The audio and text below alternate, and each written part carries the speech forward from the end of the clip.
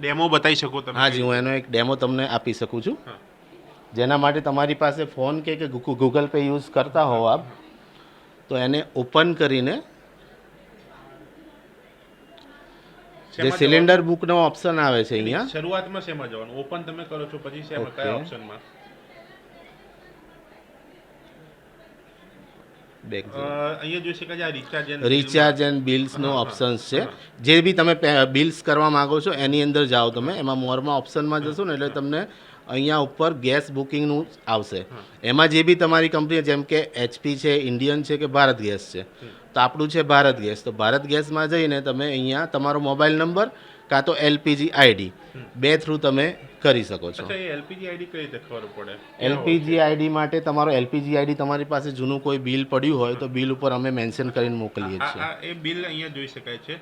આ બિલની અંદર LPG ID અહીંયા mention કરેલો છે. કન્ઝ્યુમર નંબર પણ લખેલો હોય છે Okay. અને એ રજિસ્ટર નંબર પણ હોય છે. અચ્છા, કઈ જગ્યાએ? આ અહીંયા જોઈ શકાય છે. હા, હા, તમે અહીંયા બુકિંગ નંબર તમારો જે છે એ નાખી શકો છો. હા.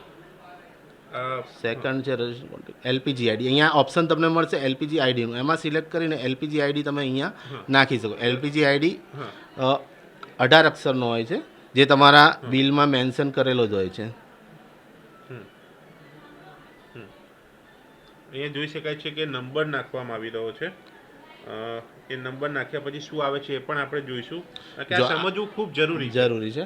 આ તમે કન્ફર્મ અહીંયા આપશો એટલે તમારી વ્યૂ ડિટેલ્સમાં તમને મળી જશે અને સીધો અહીંયાથી પે કરવાનો છે. જેવું તમે પે OTP કરશો, કે કંઈ આવે છે ખરા? ના, આમાં ઓટીપીની કોઈ જરૂર નથી. ડાયરેક્ટ પ્રોસેસ ટુ પે કરશો એટલે તમારું ઓનલાઈન બુકિંગ થઈ જશે. હા. અચ્છા, અહીંયા અને આ pay પણ જોઈ થઈ શકાય છે જશે. કે આ સ્ક્રીન કે જે એલપીજી આઈડી નાખ્યા બાદ અહીંયા એ ડિસ્ટ્રીબ્યુટરનું નામ આવે છે, કન્ઝ્યુમરનું નામ આવે છે, જેના નામે એ બોટલ હોય છે, એ ડિસ્ટ્રીબ્યુટરની આઈડી આવે છે અને એ રકમ જે 60 રૂપિયા વધીને એ 920 રૂપિયા જે ભાવ થયો છે એ ભાવ આવે છે અને નીચે પ્રોસેસ ટુ પે એ કર્યા પછી તરત જ એ બુકિંગ થઈ જાય છે.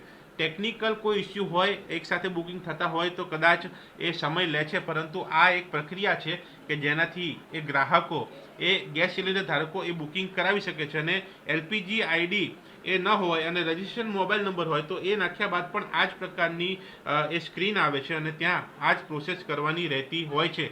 એટલે આ પદ્ધતિ છે એ અલગ અલગ સોશિયલ મીડિયાના મારફતે, એટલે કે ફોનપે છે, જીપે છે, પેટીએમ છે, એમેઝોન, કે જેની અંદર એ સિલિન્ડર બુકિંગનો ઓપ્શન હોય છે, એમાં જઈને એક કંપની સિલેક્ટ કરીને એ રજિસ્ટ્રેશન મોબાઈલ નંબર અથવા તો એલપીજી આઈડી અંદર નાખીને એ બુકિંગ લોકો કરાવી શકે છે.